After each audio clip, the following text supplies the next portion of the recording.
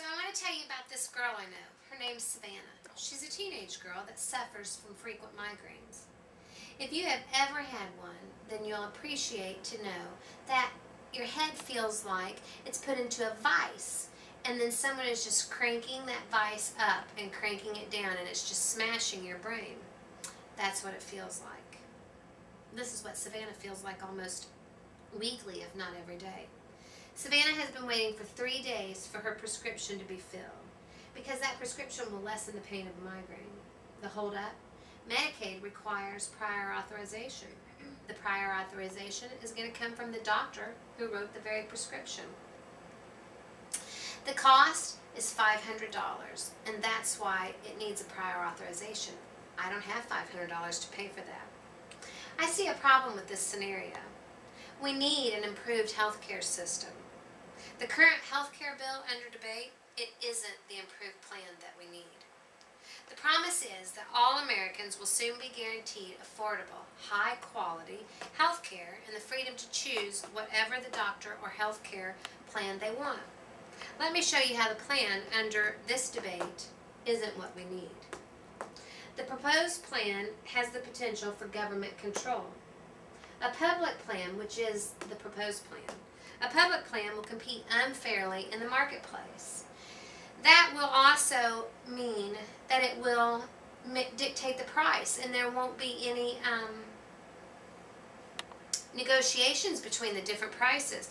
Currently, insurance providers have different prices, and that's kind of the marketplace right now. But if the government takes over, then it's going to be introducing a single-payer marketplace. That leads us to a standardized guidelines that are practiced all across the board, which means government micromanaging. When people give up their control over their healthcare choices, they also give up the choice to choose. They give up the right to choose. Case in point, and here's what's interesting.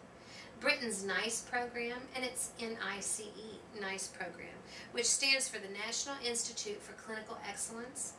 That program sets a value on a year of your life. So if you're 19, the value of medical conditions that you can receive are based on your age of being 19.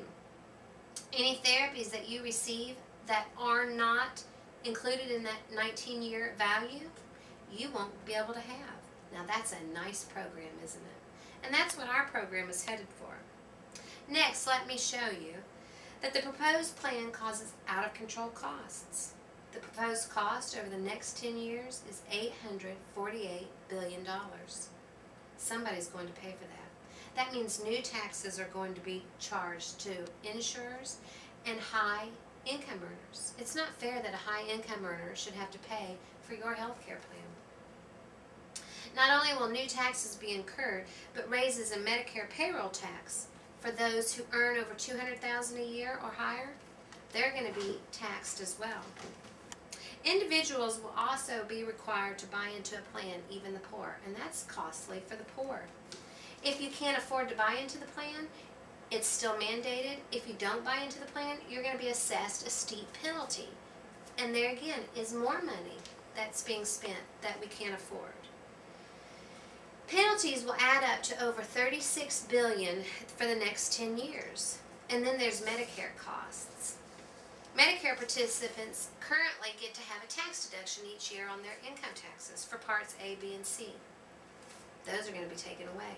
So that's a deduction that the Medicare recipient will not be allowed to have. Lastly, let me show you that the proposed plan has controversial issues, and I'm sure you've all heard of some of these controversial issues. The quality of health care will decrease. I'll quote from Governor Bobby Jindal when he wrote an article in the Wall Street Journal. He said, "When government bureaucracies drive the delivery of services, in this case, asserting themselves between the healthcare providers and the patients, quality degradation will surely come. That means our healthcare will decline." So you'll see a loss of coverage. Currently, 1 in 5 seniors is enrolled in a private health insurance plan. This new plan under debate does not like private health insurance plans. Centralized health care means a loss of decision-making for parents. And I'll go on to say that parents' rights to coverage compromises, when the coverage is centralized and they lose that right to choose, their coverage is compromised because it's no longer going to be compatible with their moral, ethical, and religious views. And finally, abortions will be covered, even though they say the language is not certain and they say that possibly abortions won't be covered under the plan. The current idea is that the abortions will be covered under a new federally funded, supervised insurance plan. The key word is federally. This debate is controversial, but I want you to ask yourself this question, or answer this question.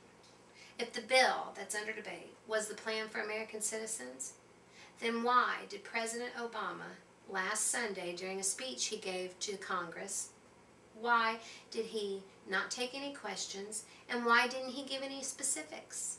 It seems to me like if it was the plan for our country, he would have been able to answer those questions and give specifics.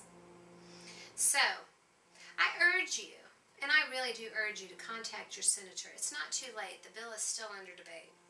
I want you to contact your senator and your congressman and tell them no to Health Care Bill 3590. And like Yoda said, do or do not. There is no try. I want you to do.